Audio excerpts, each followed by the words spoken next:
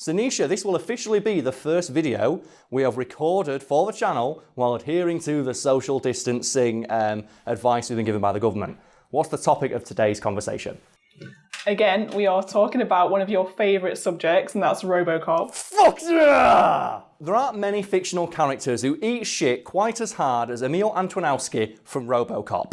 A man who is struck by a Rube Goldberg-esque series of misfortune, which results in him having all of his flesh melted off by toxic waste moments before he's hit by a car so hard that he explodes. So a scene it turns out that the makers of the movie had to fight to even include in the first place. Okay, so for the people who don't know who or what Robocop is, I don't get it. Like, this is so silly. Like, if you're a fan of the channel, you're a fan of Robocop. But for those people who may be watching this, like this may be their first video, in which case, welcome. And this isn't what the usual format we have, but it's the best we can do at the moment. Robocop is a film about a man who gets turned into a robotic policeman. It's fucking awesome. And the specific element of that film we're talking about today is the fate of a character called Emil Antonowski, who is one of the antagonists who results in the titular Robocop being turned into a robotic policeman in the first place. And is that scene where Robocop just gets shot by every shotgun in the world one of the most over-the-top and brutal death scenes in, like, movie history?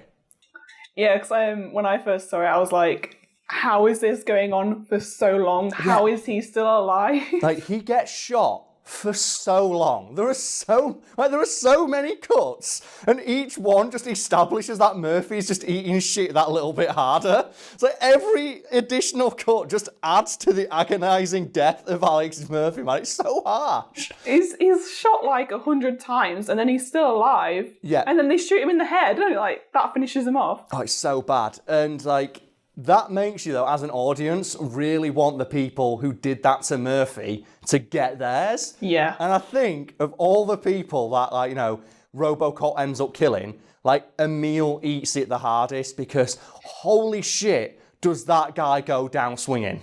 And I need to break this down for the audience at home. Like, Emil doesn't just die. Like, he melts and then he's exploded into a cloud of pus and viscera. It is so ridiculously over the top. It's amazing, and I love it.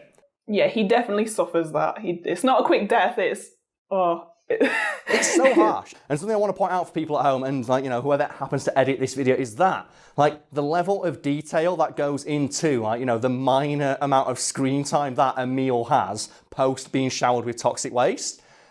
Because, like, how much of the scene do you remember? Like, of, like, you know, in specific regards, like, what Emil looks like after he's showered with the toxic waste? All I remember is like this melty face and these like melty hands, and then he's like kind of staggering along the road. Yeah, and that effect was like, it was achieved by the same guy who designed the Robocop outfit, one Rob Bottin. All right. Who, it may not surprise you to learn, he also did a lot of the effects for the Thing movie. Yeah. Which features, like, you know, similar, like, you know, body horror elements. And he says that that effect was one of his favourite to work on in his entire career. And he dubbed it the Melting Man, like, very aptly, because he didn't want it to look like, you know, that Emil had been burned by the toxic waste. He wanted it to look like his flesh was sluicing off the bones. And I'm hoping that as I, like, say this, there'll be, like, you know, a slow-mo clip of just when he lifts his hands up. Yeah. And you can see that. You can see the bones underneath where his fingers are, and the flesh is melting off his hand. And that's the effect Rob Bottin wanted to go for, and it's fucking incredible.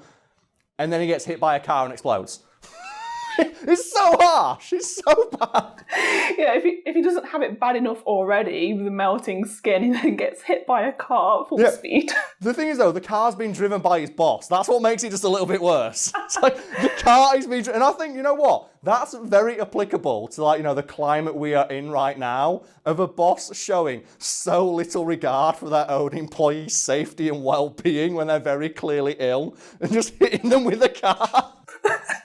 Like, you'd never do that, Karl. You'd never do that.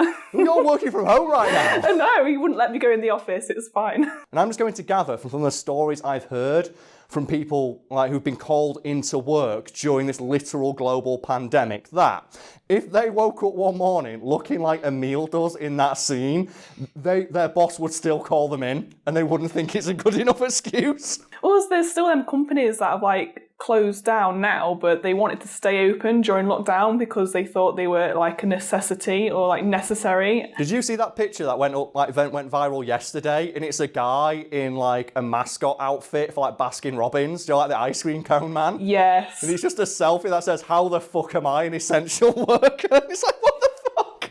It's so harsh. Oh, Gotta sell that ice cream. You gotta get that ice cream, man, those essential workers. God. Okay, so the scene itself we've discussed it, was very brutal and very over the top. Yeah, and I think it's so over the top that it borders on being funny, but you can see why some people might be a little bit, made squeamish by that. And you can also probably see why the MPAA wanted that scene excised in its entirety from the movie due to the graphic violence on display.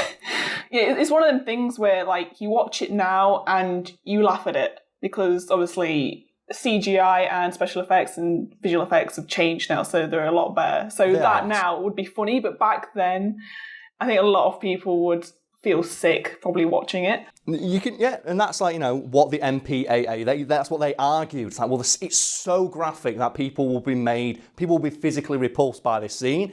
But here's the thing, like, not many people were, because like the makers of Robocop love that scene so much. They were like, no, fuck you, MPAA. We want this scene in. It's too good. We spent too much money and too much time achieving this effect, and it's fucking hilarious.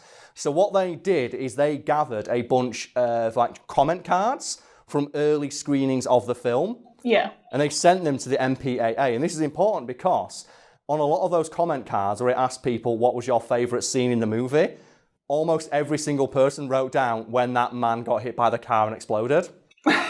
It was literally the favourite moment in the film for almost every single person who watched it early in test screenings. Yeah. And what the makers of Robocop did is they got all those and sent it to the MPAA, who went, but I guess we don't really have a leg to stand on, just like Emil, because how can we argue that this will repulse people and put them off? And it's vulgar to the extent where it just it's an affront to decency when we have hundreds of comment cards from the average cinema going public we're ostensibly trying to protect, going, no, it's fucking awesome, leave it in.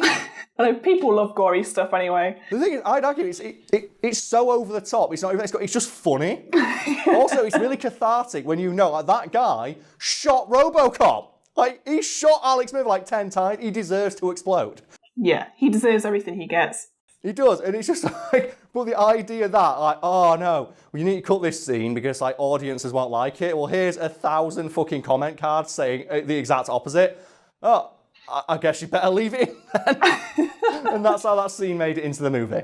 So Nisha, we have to address the elephant in a hazmat suit in the room and talk about our time in self-isolation under the lockdown that is currently in effect. And how have you been holding up? Well, at the start of it, I was like, right, this is the time to get stuff done that I've been putting off for ages, get productive, get creative, start filming stuff. And it's been, 2.5 weeks, maybe 3 weeks. How much you got filmed? I've probably done one video. Ah.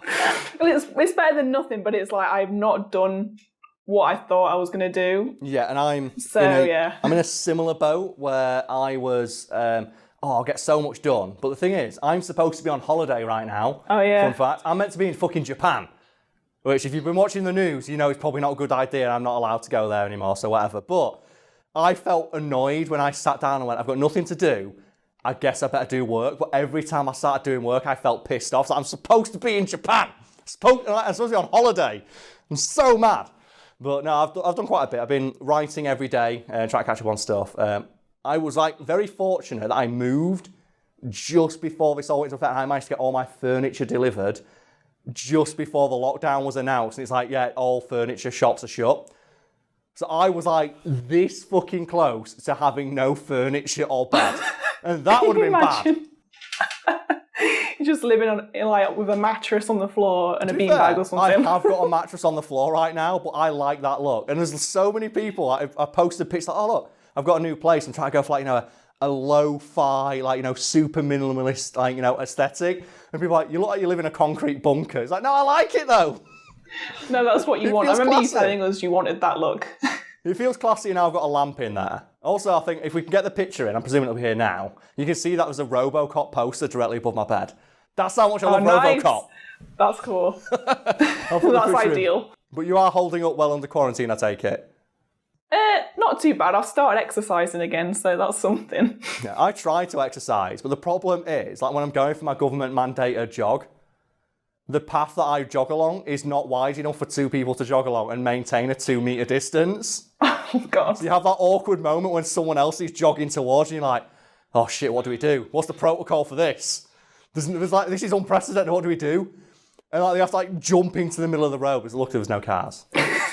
Well, I treated myself to a yoga mat before the lockdown, so I have that, so I don't have to leave. I've got resistance bands, but I have the thing of, I was using a resistance band on my door frame, and when I went down to do like a toe touch with it, my arse opened the door. So the resistance band came down and slapped me right on the arsehole. I was like, wow, like, I've heard of feeling the burn, but this is ridiculous.